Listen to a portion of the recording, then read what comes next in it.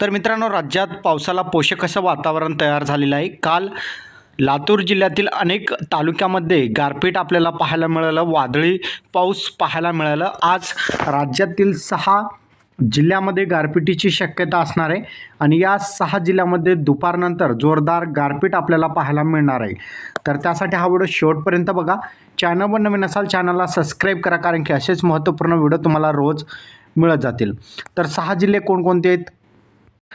तर 6 जिल्ह्यामध्ये बघितलं तर यवतमाळ, वर्धा, चंद्रपूर, भंडारा, गोंदिया या 6 जिल्ह्यामध्ये आज गारपिटीची शक्यता असणार आहे. जोरदार वादळी वाऱ्यासह विजेच्या गडगडाटासह या ठिकाणी गारपीट आपल्याला पाहायला मिळेल. वादळी वाऱ्यासह विजेच्या गडगडाटासह पाऊससुद्धा जोरदार पाहायला मिळणार आहे.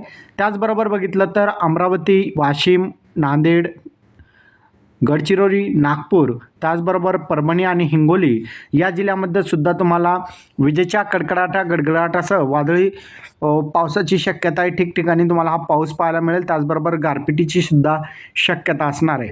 तर जास्त गारपीट तुम्हाला यवतमाळ, वर्धा, चंद्रपूर, भंडारा आणि गोंदिया या जिल्ह्यामध्ये पाहायला मिळेल.